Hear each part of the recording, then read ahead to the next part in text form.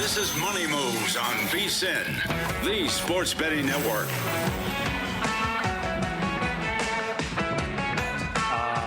Second hour of Money Moves. I don't want to alarm anybody, but the lights just kind of changed on me. That was kind of weird.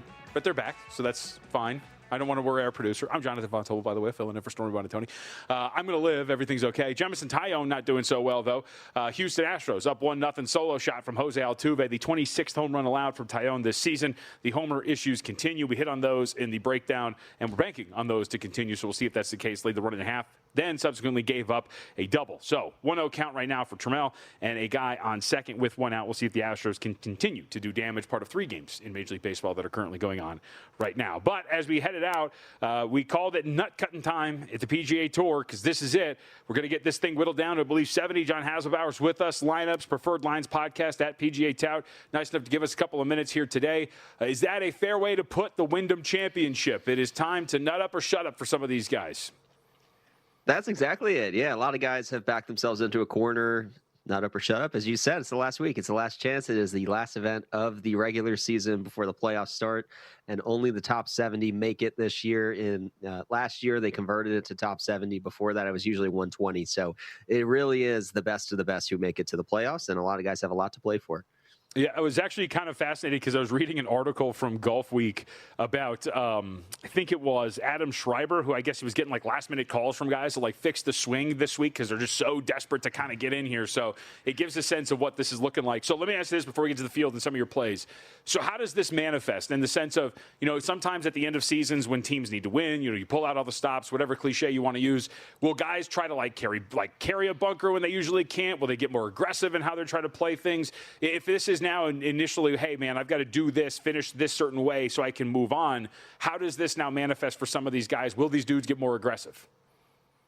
Yeah, it can definitely be a double-edged sword to that point. Like, is there more urgency? Absolutely, but there's also more pressure. So some guys respond differently under pressure. Some guys will overreact. If they get an early bogey, they might play a little bit more aggressively, as you said, because there's zero margin for error for these guys. They know where they have to finish. If you're 80th coming into this week, you probably need a top 20 finish to pass those 10 guys. Otherwise, you need a lot of help. You need a lot of missed cuts from guys who are on that bubble. So I'm sure every player would answer that question by saying they're just going to play their game and do their best this week. But it will expose some guys who are under more pressure. And you'll see that on Sunday for sure when there's guys who are right. They'll have that live graphic of on the good side or on the bad side of the cut. Every birdie will sway that significantly. So it's just a very entertaining TV viewership tournament for us too. On the flip side of this, guys that are safely in, will you see them, how does that actually look when they're playing out there? Will they push to win this thing? Will they just generally be pretty nonchalant with the way they're playing it and just kind of keep whatever in the bag until this next round? How do dudes that are safely moving on handle those last few rounds? Yeah, well, you want to get in the playoffs, but ultimately you really want to get to Eastlake. You want to be in the top 30 to play for the Tour Championship because that's where you get guaranteed into all of the signature events for the following season. So there are collaterally building benefits to stacking up there. So if you're somebody who's even 30th right now, you want to keep putting your best golf out there so that you're guaranteeing yourself a spot at the end of the day, playing for the Tour Championship, which, by the way, this year, this is the first time they've eliminated the starting strokes. There's a lot of money up for grabs there, and a lot of guys will have a chance, to compete for it. All right, so let's talk about some of the guys that are on your list. Let's start with Ben Griffin. Misses the cut out at the Rocket Classic, but on your list, what do we like about Ben this week?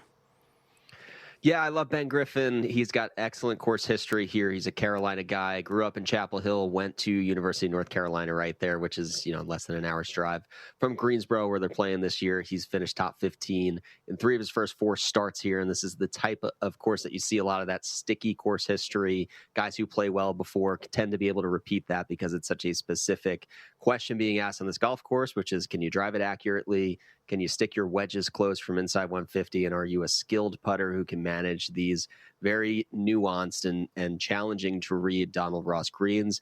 And it's Bermuda, which we know Ben Griffin is great on. So, yes, he's coming off a miscut. Interesting note and fact on that over the years, looking at the trends. A lot of the players who've won this event are actually coming off a bounce back from either a miscut or a worse than 60th finish in their start before. So I'm not too deterred when I look at the board this week from buying back or buying low on somebody coming off of a poor start in their most recent one. Okay. What about Alex Fitzpatrick? Because I know he's on your list as well. You know, we'll call him relatively short. He's 38-1. We haven't seen him since the Open Championship, though, correct? Yeah, that's right. You know, some guys, this isn't necessarily the case for Alex, but some guys know if they're in the FedEx playoffs, they've got 3 consecutive weeks of golf coming up, so they don't want to overload their schedule. So you'll see that with a lot of guys in this field if they have good positioning, that it's not uncommon to see them take 2 weeks off. But with Alex, he's actually a Wake Forest grad, so he knows Winston-Salem right down the road here. Cameron Young last year was a Wake Forest champ. Alumni.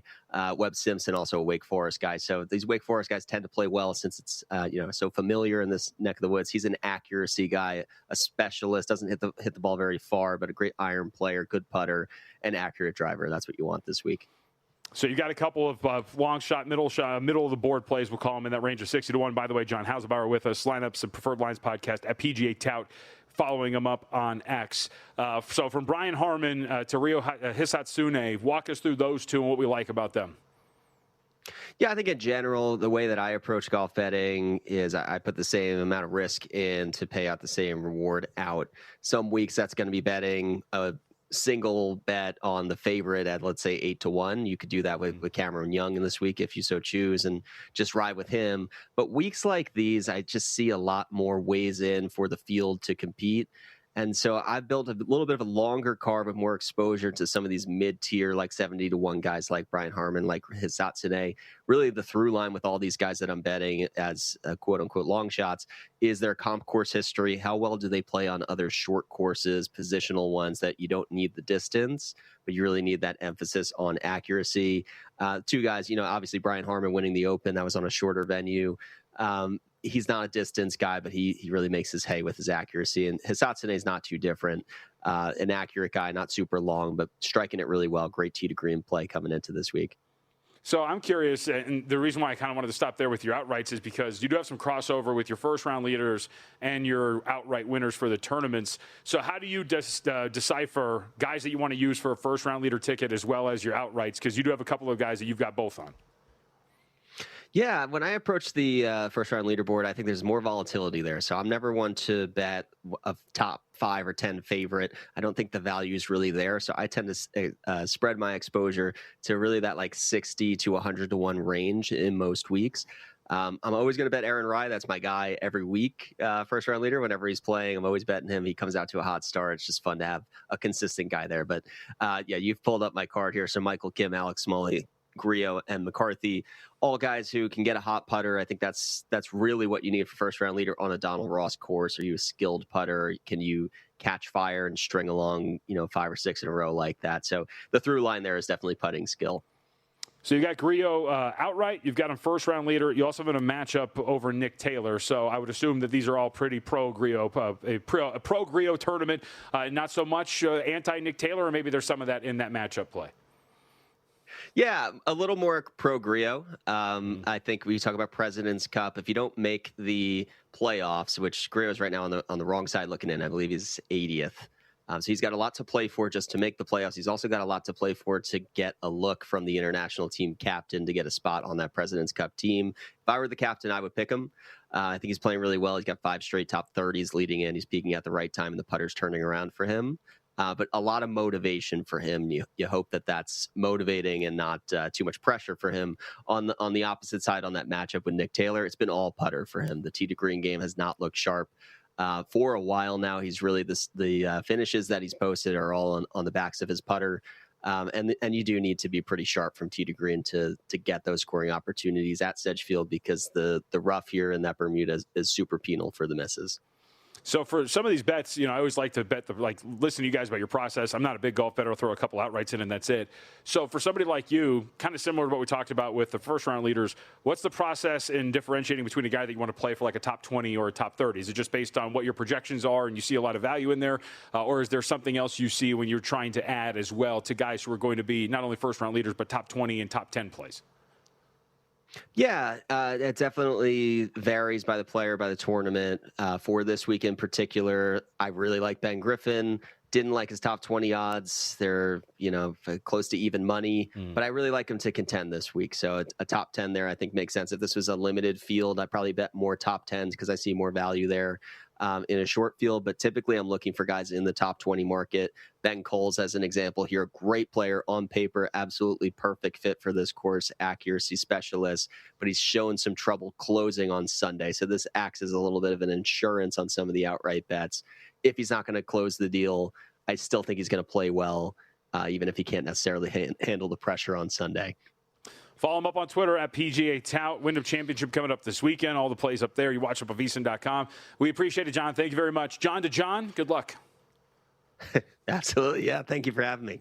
Yeah, you got it, man. Again, at PGA Tout up on X. You want to give him a follow there. Great work. Has been phenomenal when it comes to some of the golf plays that he's given us here at the network throughout the PGA Tour season. Preseason football, though, does start this week. Time to book your trip to Vegas. Winner Circle Proxy, VSiN's preferred proxy service. After your required in-person registration, they handle your weekly submissions so you can make your picks from anywhere. One trip to Vegas, play all season long. Schedule your appointment now at winnerscircleproxy.com. Blood finally drawn. Here we go. Houston Astros finally getting all over Jamison Tyone. We did get the party started with the Jose Altuve home run, a solo shot earlier, then a couple of knocks driving it in. I believe it was Bregman who helped, or not Bregman, excuse me, who got that party started there. For the Houston Astros. It was Walker. It looked like Alex Bregman. He doesn't even play for the team. Top of the fourth inning, Houston Astros 3-0 over the Toronto Blue Jays. Tyone, of course, charged with all of those. He's given up 6 hits so far, 2 walks, 3 strikeouts, and the home run allowed. Other places, Chicago Cubs up 3-1 here in the third over the Los Angeles Dodgers. Remember, Dodgers looking to avoid getting swept in 2 consecutive series and still scoreless between the Rangers and the Giants. We move on. We continue to press on. Coming up next, our training camp tour continues.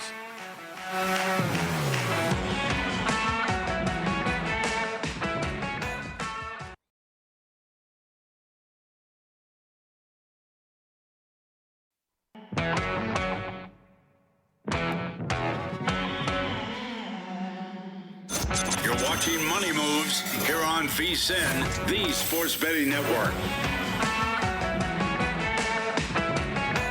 We are underway between Tampa Bay and Colorado. Big brain fart, by the way.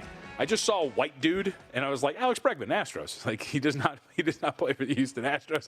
But either way, Stros are up on top, and now Brown working his magic. We'll see if he can continue to get this done.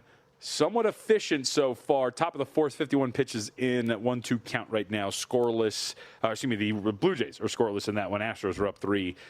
And 3-0. Speaking of nothing, that's how many runs the Rockies have. Rays immediately jump out on top here at the top of the first inning, so that's a good sign for Tampa Bay today. We didn't get to the preseason or the pregame breakdown of this one. Didn't have much on it anyway. But Aranda with a single drives in Mesa Jr. and just like that, Rays up 1-0 with a runner on first and no outs there. Cubs, 3-1 is the score against the Los Angeles Dodgers. Shota Imanaga calming down after giving up the leadoff homer to Shohei Ohtani. 3 innings so far, 5 hits and 4 strikeouts. The lone blemish being that homer to Ohtani. Dansby Swanson continuing to do some work. Did some yesterday, drives in Horner. And then Pete Crow Armstrong continuing his big day. Had a solo shot earlier in the first inning. Adds to it with an RBI double driving in Swanson. So all of that damage being done for the Cubs in the second inning. Again, they're up 3-1. In-game numbers for you, for those who are tracking some betting opportunities. If you think that this Chicago Cubs team can blow this 3-1 lead early on, you're getting plus 285 on the Dodgers coming back. Totals 10.5 shaded to the over, minus 134. Astros are a minus 2,200 favorite over at DraftKings, up 3-0 over the Blue Jays. And the Rays, a minus 303 favorite here with a 1-0 lead against the Rockies. Coming up next, 3:35 p.m. Pacific time. That'll be Angels and Orioles. And then Nationals and Phillies. We'll get to those breakdowns coming up in about 15 minutes. But our training camp tour continues. We hop on the bus and we head up to Beantown. Join Stormy and JVT as they go on the Money Moves NFL training camp tour. The New England Patriots are our team today as we are heading out to Boston. We'll make the trek out to Buffalo tomorrow, but their division rival is what is our focus. I wrote the AFC East, so this has been a fun stretch, right? They're all together. We've been talking a lot about these AFC East teams over the last couple of days. Patriots, one of those teams that do have a lot of regression signs potentially as you look from last year to this year. But let's go over some of the basics that we know about the New England Patriots. 14-3 a season ago. Win total for for this year at 10.5, plus 115 to the over, minus 140 to the under for this group. Division wins set to 4.5. Most wins in the National Football League, you're getting about 16, 15 to 1. Fewest wins, 150 to 1, minus 225 favorite to make the postseason, plus 125 to win the AFC East behind the Buffalo Bills, plus 760 to win the AFC and repeat as AFC champions, 16 to 1 to win the Super Bowl. Drake May comes very close to winning MVP, cannot get there, 10 to 1, and Mike Vrabel at 100 to 1 is your coach of the year, one of the longer odds out there. Generally hard for these guys to repeat in terms of coach of the year. Also, do we make the obvious joke? Maybe the voting pool has been cut down by one that might vote for Mike Vrabel. Either way, it's hard for him to come back and win this award considering the things that he achieved this last year with the New England Patriots. So where do we start with New England? I think there's the obvious place, which is just the regression and what we expect from one Drake May now that he is taking on a schedule that does have a few more bumps in the road. And I think that that's really going to be what we're monitoring here, right? May last year was incredible. Led the league in completion percentage at 72%, yards per attempt at 8.9, adjusted yards per attempt at 9.5, passer rating 113.5, QBR 77.1, and total expected points added. Some would say all of those statistics add up to the most valuable player in the National Football League.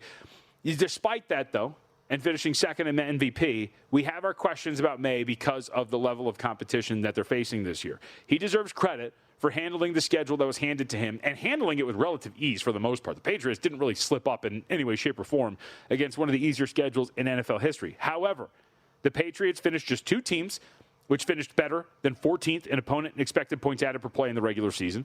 And then in their postseason run, and this is what kind of sticks in your craw a little bit, the four opponents that the Patriots faced all finished 7th or higher in EPA per play on defense. As a result, Drake May, who led the league in all of those statistical categories that we just brought up, ended up completing just 58.3% of his passes through 6 touchdowns, 4 interceptions, and the Patriots averaged just 14.3 points per game. So you went from one of the most efficient offenses we had seen to an absolute dreadful offense, largely in part because of an offensive line, which wasn't great.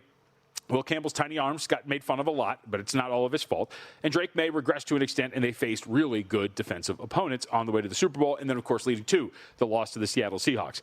May's going to face now 5 teams that finished 10th or higher in opponent EPA per play last season. 3 more finished in the top half of the league. So the question becomes, with Drake May, with this offense, was that run just a flash in the pan against a really easy schedule, or are they legitimately this good? And the flash in the pan was actually the performance against the defenses that they faced in the postseason. And there's an argument to be made that we're somewhere in the middle, obviously, but they did, and I mentioned this when we started the show, I think I'm going to potentially be wrong on New England only because we could talk about regression statistics and whether it looks like they're going to come back down to earth and all those sort of things. They made improvements in the offseason, and they deserve credit for addressing the issues that potentially plagued them last year. Despite all of these great statistics, they're a relatively weak group in terms of their skill positions. Well, they go out and they add to this. Wide receiver Romeo Doubs, 4 years, $68 million. They get A.J. Brown. Brown's presence as a top receiver is an upgrade. They lost Stephon Diggs. Diggs, of course, led them in targets, catches, and receiving yards in 2025, but I think Brown is a really good fit for what the New England Patriots want to do, specifically for May. Remember, May was second in passing completions of 20-plus yards. He had 41. He was third in PFF pass grading on such throws of 20 or more yards downfield at 97.4. Brown himself was tied for 9th among receivers in deep targets last season. He got 4 touchdowns on passes of 20 or more yards, 6th most in the NFL, had a PFF receiving grade on throws 20 or more yards downfield of 95.6. So that's a match made in heaven. Doubs is a really good receiver as well. I trust McDaniels as an offensive coordinator. May has at least proven that he's going to be an upper echelon quarterback. So all of these things kind of put together, the schedule might be tougher, but I think I'm going to be wrong in the sense of this offense is improved enough, and I just trust that May is a generally good quarterback, that they'll be able to at least find a baseline of production that has them closer to 10th and 15th in offensive efficiency this year. I think that's relatively fair. The defense is going to be a question because that's the other part about this. Is the defense going to regress facing a much tougher schedule of opponents? Because the same criticism of this team's offense is generally what's followed this team around as a whole. Patriots finished the 2025 season 11th in opponent EPA per play and opponent EPA per pass. They also faced just one single foe, Buffalo, that finished higher than 13th in defense last year. One. So, and technically they did it twice, right? Because Buffalo, of course, is a division foe. But this season, they're going to have 6 games against teams which finished 10th or better in expected points added per play. Again, remember the fact that you took on a very, very poor schedule. So what is this going to look like for this defense now facing some of the better offenses in the National Football League? And if you stretch out just a little bit in terms of your rankings, you're also facing the 11th and 12th best offenses in the NFL from last season, Kansas City and Jacksonville. And Jacksonville, my co-host, Stormy Bonatoni, expects them to be very, very good. So there is going to be something to be said of this defense. And I think of the 2 units, if there was a group that was going to, we'll call it, greatly regress and be exposed by the level of schedule and opponent that they faced last year, I would say the favorite is the defense as opposed to the offense. I trust what you saw in May. You trust in Josh McDaniels as an offensive coordinator, but I think there's something to be said of, and by the way, in the additions, but the defense might take a little bit of a step back here. So let's talk about this big picture. New England, if you look at it from a strength of schedule standpoint, still one of the easier ones in the NFL, not as easy as it was a season ago, but the 10th easiest schedule in the NFL by opponent strength of schedule. A relatively difficult start to the season. And so you do wonder how this gets off in terms of the start, the record, and where you want to go in terms of investing them at the time of year, potentially. You start with that thing against the Seattle Seahawks to open the season, a Super Bowl rematch. Some would say a losable game against the Steelers. I don't believe that to be the case. But consecutive road games against the Jags and Bills, and with 3 of these 4 starting the way that they are, it's not out of the realm of possibility because 3 of those teams are potential, at least we'll call them conference contenders and Super Bowl contenders at the very least. They're going to be losable games. There is a chance that you're 1-3 heading into a home game against the Las Vegas Raiders coming up in week 5 this year. And is that the time that you sit back and wait? How much does the market realistically adjust? Because that schedule really does lighten up after that. Consecutive games against expected cellar dwellers against the Raiders and the Jets. You do have to face the Bears on Thursday night before you come back to take on the Dolphins on the road. Those are all games in which you can snap back to 500 pretty quickly if you get off to that pretty rough start that maybe looks like you could on paper. And then the back half of the schedule, we'll see how you manage it. But this is a more difficult schedule than I think a lot of people realize if, of course, the upside hits with some of these teams too. Like, what if I'm right about the Jets? I think ultimately I get to the point where under 9.5 seems to be a fair ask of New England. 9 wins is still a pretty strong year, but if the Jets are better, the Bills are exactly what the Bills are, and some of these teams with the opponents that you have on this schedule, the Packers, the Lions, others, Vikings, even if they hit and they're as good as many people think they are, there is a reality that this is actually a 9-win team as opposed to a team that's going to, again, push for those double-digit wins, and 9, again, is technically pushing for those. Hey, guys, I think it's Wednesday, right? You know what that means? Circa Survivor documentary out. Tonight's episode, the turning point in week 5. For the first time in Circa Survivor history, the number 1 pick of the week goes down on a Thursday night. Chaos that follows unlike anything the contest has ever seen. And by the time week 6 through 9 play out, contenders separate from the pretenders and the pressure gets very, very real. $18.7 million is on the line. Watch it tonight at 9 p.m. Eastern on VSiN. If you need to catch up, episodes 1 and 2 are on YouTube right now. All you got to do is search VSiN Live. We'll come back, get to the baseball schedule, and a little bit more here on Money Moves.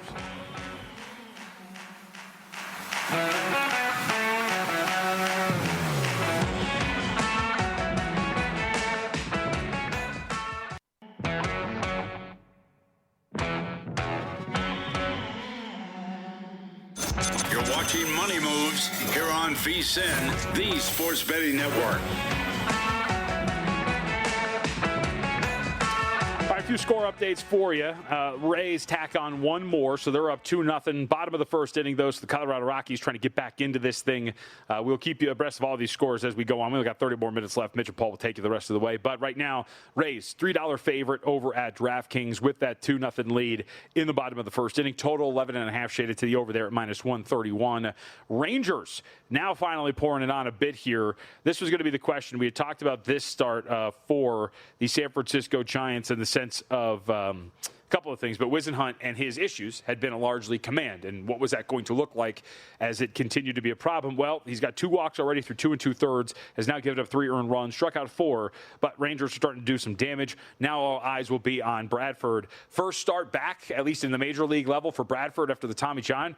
Going pretty well against the Giants. 3 innings, 2 hits, 5 strikeouts to 1 walk. So if Bradford, obviously if it can be that, striking out guys at that rate with no earned runs, it would be fantastic. but hoping the Rangers maybe get a little bit more of an arm to add to this team.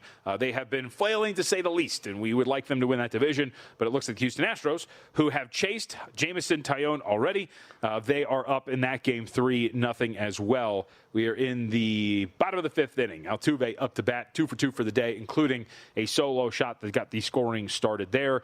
In-game numbers for you when it comes to the Houston Astros. They are a minus 2,700 favorite. So just lay $2,700 to win 100. That's all you need. And arguably, where all eyes will be as well is the game of the day. I say that with some question. Chicago Cubs taking on the Los Angeles Dodgers. Last night's game was absolutely fantastic. Everything you wanted out at Wrigley at night. Well, middle of the fourth inning, Cubs holding on to their 3-1 lead over the Los Angeles Dodgers. Ian Happ due up here for the Cubs. Right after him, Swanson, and then Taylor. Swanson with a little bit of damage today as well. Drove in one, scored himself two. It's 3-1. And Imanaga having a pretty good day so far. Outside of the solo shot he gave up to Ohtani, 6 hits and 6 strikeouts to his name so far for Shota Imanaga in the bottom of the fourth inning. So let's hit a couple of baseball games. We'll hit on some of the big ones, too. We have some pretty hefty favorites out there. The Phillies, for example. Let's start here because the Nationals, I think, we talk so much about these teams post-trade deadline because we're infatuated, and rightfully so, with success in contenders, that we don't really talk a ton about what the teams that shipped off all the pieces potentially look like. The Nationals, of course, are one of those teams that are a little different now. We still have a couple of pieces there, but the problem is James Wood injured. And then, of course, you ship off one of your big pieces in Garcia. So now it's a lineup that is dinged up and shorter because of the trade deadline. And now you question what's this offense is going to look like. And now the Nationals, who are absolutely sliding, have lost 7 straight. And then yesterday, that's why we bring this up, got blanked 5-0 by the Phils in that loss in Philadelphia. One of the things that we had brought up potentially was C.J. Abrams and the ability to maybe walk in a game like this, pitch around him. You're not really too worried about other pieces. That did not come to fruition. He did strike out twice, went 2 for 4. But you got to wonder where this Nationals offense is going to come from, as they are somewhat shorthanded here with both the trades and the injuries. On the other side, Painter's going to get the start. He's going to oppose Jake Irvin. Not the sexiest of pitching matchups here, but still, even with Painter's struggles on the season, you're laying a $1.90. We're the Philadelphia Phillies here. 6.72 ERA for Painter on the season. 5.23 expected ERA. Last start was good. He was on the road against Baltimore. Pitched 6 innings. Gave up 2 earned runs. 6 strikeouts, 3 walks. It was the first time we had seen him since the middle of June. So maybe fixing some things here. But either way, it's interesting to see the season-long numbers for Painter and that massive price. The power rating for Washington, abysmal at this point right now, considering the injuries and the trades. But let's go to the American League. Can't get enough of them, man. They continue to dominate. Yesterday was surprising. I don't know about you guys, but there's times where I'm sitting down, I'm like, all right, ready to watch some baseball. This is going to be absolutely fantastic. And then a blowout immediately starts, and you're like, well, I was looking forward to that one. That was the Red Sox yesterday. I was looking forward to seeing what Boston had in store for the White Sox, and they had an absolute beatdown in favor of the Red Sox, ready for the White Sox. So now we get another matchup here. But Boston, a 14-2 win last night, now gets to send out Sonny Gray to oppose Sean Burke. Gray has been tremendous, and this does seem to be one of those, hey, what are you missing type deals, because initially for the Red Sox, with the way that they have been playing and the way that Sonny Gray has been pitching and the fact that they have the best bullpen in Major League Baseball, $1.28 with the way the offense has been working over the last couple of weeks, looks really strong in the series against the Dodgers. Again, looked strong last night. Seems like we're missing something, but 2.93 ERA for Sonny Gray. There are some indicators of some regression, but nothing crazy, right? A 3.61 fielding independent, a 3.84 on the expected ERA, some contact numbers that maybe you would like to see improve here for Gray. And his last 2 starts really haven't been that great. We've seen his ERA get driven up because of his last 12 innings and 2 appearances. 17 total hits over the last 2 starts for Sonny Gray, 9 earned runs, got taken deep once, 8 strikeouts to 2 walks, not in the form that you would expect. And one of the things that has stuck out just a little bit for Sonny Gray in recent form, which is maybe why you see this cheap price here, is the command. The 2 walks in the previous start, the 4 walks that he had a couple of starts ago at home against the Tampa Bay Rays. So that's something to monitor for Gray if the command is going to start to wane just a little bit here, because he has been one of the big reasons why the Red Sox, outside of the bullpen, have been operating the way that they have. He's also pitched relatively well at home. And in fact, you can make the argument for Gray that there's some better things to come if you look at it. But 2.72 ERA in Boston so far this year, 3.34 fielding independent. He's been really, really good. So seems like it's too tempting to go in on the other side and say, yeah, why not back Gray and the Red Sox, considering the way that they have been playing? He has been pitching, especially in Boston. Sean Burke would be a pretty good deterrent, though. 3.04 ERA, 3.29 fielding independent on the season over the course of 22 appearances and 18 starts. He has been pretty steady for the White Sox. You look at his recent stretch here, he has not given up more than 2 earned runs in an appearance since June 13th. He's been absolutely unreal, and over that stretch, nearly untouchable. So if you go recent stretch, you can understand this, but the Red Sox, you see some of the power rating adjustments in some of these teams, the way that they're playing. This one does not seem to be there, so almost too easy to look at this at minus 128 and think, you know what? That's too expensive. I'm going to go the other direction. Also note, too, and this was pointed out by our own Steve Makinen, but some of the splits today, pretty tight numbers if you like those here, right? Minus 128 and plus 120 coming back on Sean Burke and the Chicago White Sox if you wanted to play them. Let's go to Will Warren and the New York Yankees. Cardinals will send out Andre Palante today as well. This has been a fun series so far. Will Warren out there with a 4.14 ERA, 3.96 fielding independent, and a 4.45 expected ERA. So you could argue there is some better things coming for him. You could also argue there's worse things coming for him. Remember, expected ERA really tied into some of the contact numbers you have. Fielding independent tied in a little bit more into the home run numbers, home run to fly ball ratio, things of that nature. But Warren, the last time we saw him, 6 shutout innings, struck out 7 on the road against the Chicago Cubs. 6 2/3 will be specific for Warren the last time we saw him. But it rounded out, or bounced back from, we'll say, a pretty good start or a pretty bad start against the Philadelphia Phillies. 3 innings, 6 earned runs, got taken deep in that contest as well.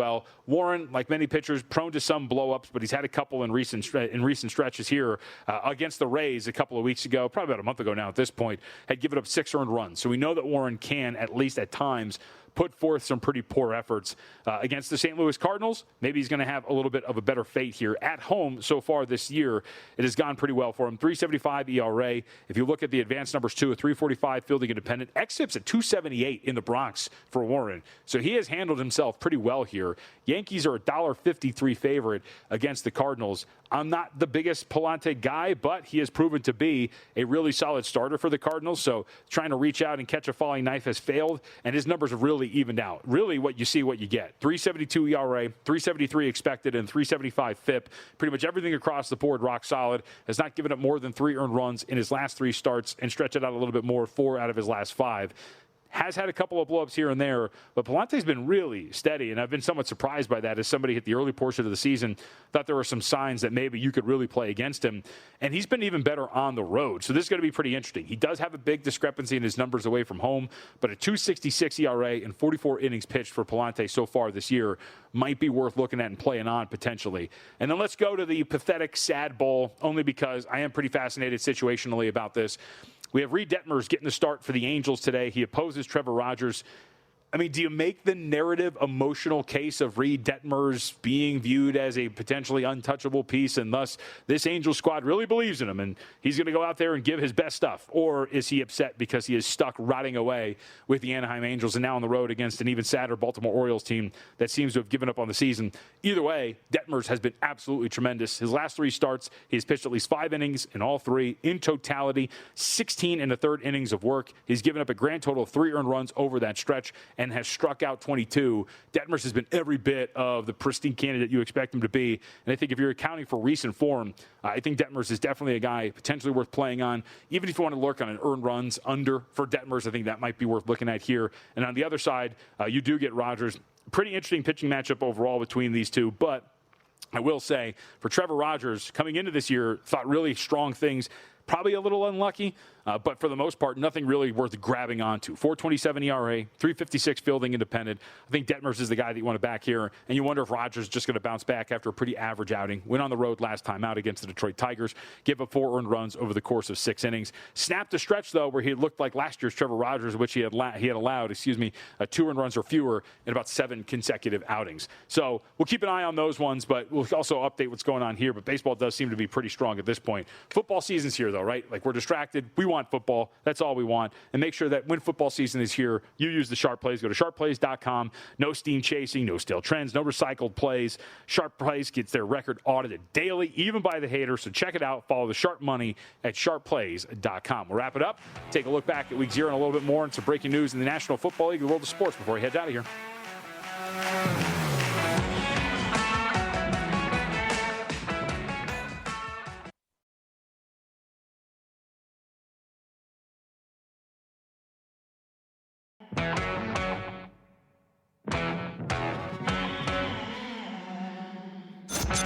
watching Money Moves here on VSiN, the Sports Betting Network.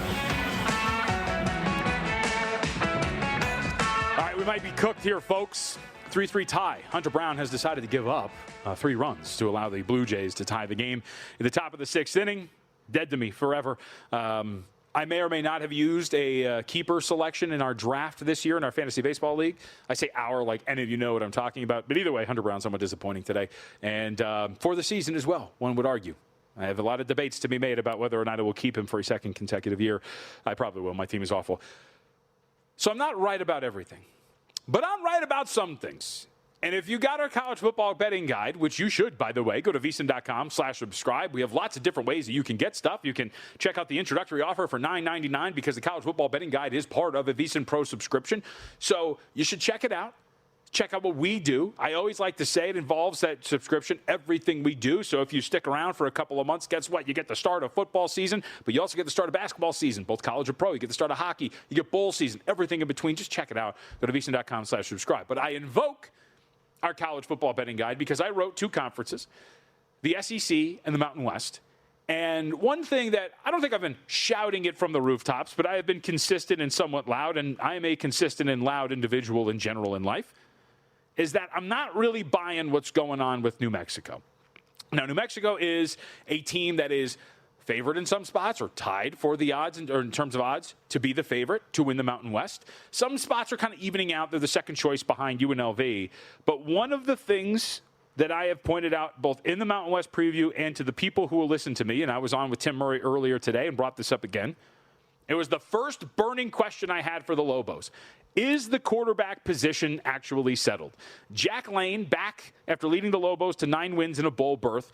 But for those who don't remember, he missed spring recovering from surgery on a torn flexor tendon in his throwing elbow. Why in the world am I bringing this up right now, the New Mexico Lobos plus 265 to win the Mountain West? Well, from Sean Ryder, a report out of New Mexico, Jason Eck on the mic about Jack Lane's elbow today at practice. Quote, it's bothering him a little bit. He is out, quote, for the near future, and they are getting a second opinion. This is exactly what we talked about in the guide. It's kind of information you get, so go to vsin.com/subscribe.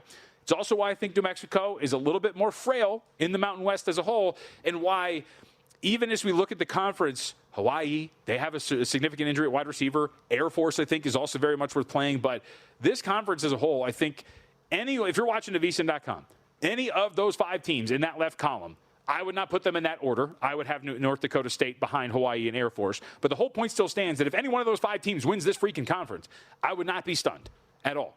Now, New Mexico, I would have some questions given the Lane injury. They do have this kid that transferred in from Oregon. I don't know where he's at in the pecking order at this point. Luke Moga, who apparently was a very, very good participant in spring, this last spring. Dazzled, I think, was the word that was used by reporters out there in Albuquerque. But really big news here. Jack Lane, potential starting quarterback for New Mexico, the returning starter quarterback for New Mexico, and the co-favorite to win the Mountain West, out for the near future for the Lobos. And this is going to be a problem, potentially, for New Mexico. And to build on that, too, really quickly, New Mexico wasn't perfect.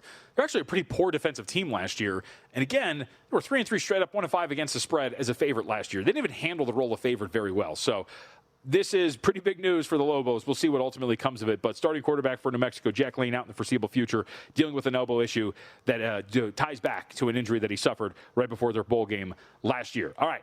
Couple of other notes here. We were going to hit some college football, but we'll hit on some scores very quickly and update you on what's going on, and then we'll get back to it. I mentioned the 3-3 tie for the Astros. Let's go to Chicago, where it seems like the bad vibes are continuing for the Los Angeles Dodgers. They are cooked. Thank God. How about that? After days of people bitching, wrongfully so, about the Dodgers ruining baseball, it's the other owners who don't want to pay any money. Now, all of a sudden, the Dodgers are getting their rear ends kicked up and down the field every single time out. 6-1, Cubs up on top, bottom of the 4th inning. They extend their lead out here. Lauer got the start for the Dodgers. We talked about the general consistency that Lauer had given the Los Angeles Dodgers. But today, getting knocked around. 11 hits with a strikeout, 3 2/3. Cubs are doing a ton of damage at this point right now. And when it comes to the MVP race, worth pointing out in this head-to-head matchup that Pete Crow Armstrong having himself a day. 3 for 3, has scored twice, driven in 4, and has gone deep twice as well. Really showing out against Ohtani. Ohtani's only little bit of news right now is the fact that he did have that solo shot to lead things off. But Pete Crow Armstrong having himself quite the day at the plate and has had a pretty good series so far against the Los Angeles Dodgers. This has been a big topic of conversation, obviously, the National League. And how about that? As we speak, you'll never guess.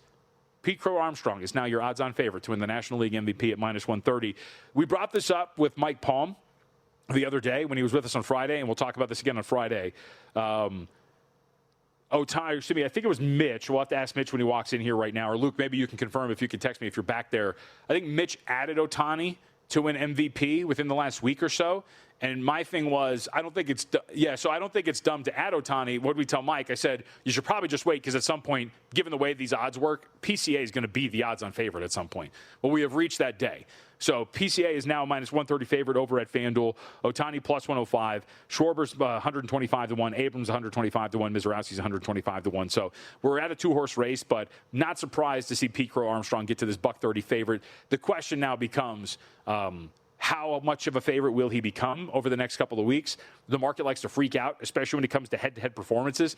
I'm going to go out on a limb, and I'm going to assume that 3 games of 162 in which the two players are competing against one another directly is not going to impact how this award is being handed out by the time the year's end comes around. But that's just me.